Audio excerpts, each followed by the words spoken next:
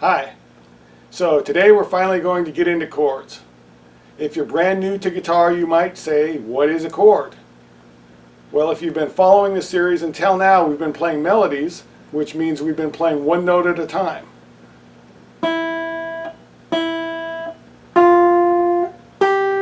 I'm only hitting one string and I'm using one finger at any given time.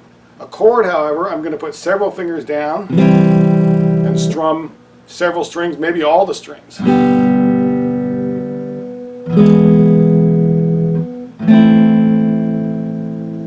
So if you're the type of player that wants to learn guitar so that you can sing songs, what you're going to be doing most of the time is playing chords along with your singing. So chords are really important. And if you're getting in a band or have any plans for something like that, you're going to be playing chords behind whoever is doing the singing. So chords again are a really important part of guitar playing.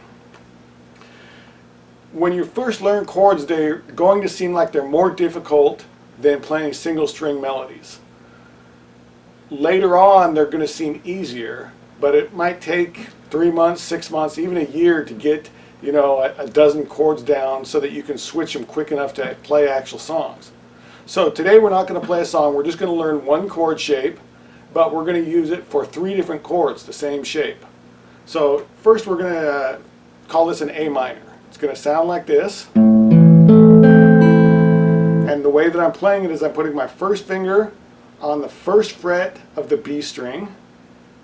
My second finger is on the second fret of the D string, and my ring finger, my third finger, is on the second fret also, but it's on the G string. So I've got 3 fingers down, and I'm going to strum 5 strings. I'll strum everything except for the low E string.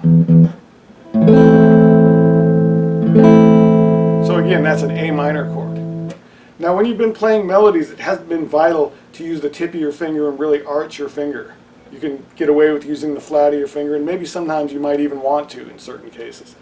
But for playing chords, we're really going to need to arch our fingers and use the tips, because I don't want that sound. I don't want to mute out a string. Do you hear how that one's not ringing? That's because my index finger, instead of being on the tip, is slightly to the side, and it's touching that high E string. So when you're first learning chords, that can be a common problem. You don't want a chord with a bunch of clunkers in it. You want all the notes to ring out clearly.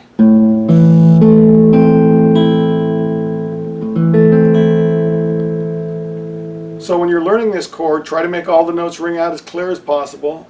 It may seem impossible at first to do that, so don't worry too much about it. Just try your best, and every time you work on it, it will get a little bit better. You want to memorize the shape of the chord. You want to kind of memorize the sound of it. And you want to memorize the name, A minor. Now the second chord that we're going to do that's going to be the exact same shape as this chord is going to be an E chord. We're going to take all our fingers and just move them one string over. Then we have an E chord. So my first finger is now on the first fret of the G string. My middle finger is on the second fret of the A string.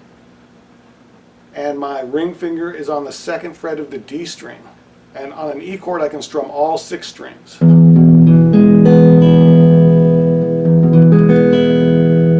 again, memorize the name of the chord, kind of get how it sounds in your ear there, memorize the shape.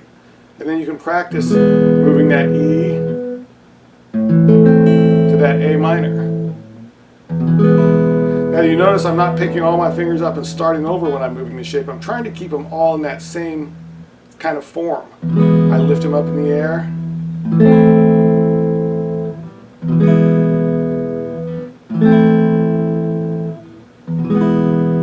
That's not quite as exciting as playing a song, but to start with, that's what you got to do, is learn to switch chords. We're also going to take this E chord and make another chord. We're going to call this one F over E, and what we're going to do is slide everything up 1 fret higher. So my fingers aren't even leaving the strings. I'm not picking my fingers off the strings or lifting them off the strings at all. I'm just sliding up. that's a pretty ugly sounding chord, huh? F over E. Well, not all chords are meant to sound good. Why would that be? Well, think of it kind of like a movie. You can't have all heroes. You've got to have some villains in there to make it exciting. So maybe if I'm playing a song,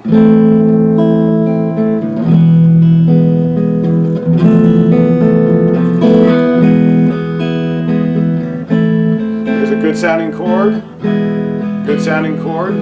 a dissonant chord that leads back into a good sounding chord. Sometimes the dissonant or kind of off sounding chords make the good sounding chords sound even better. So there's 3 different chords you can play with basically the same shape with your fingers.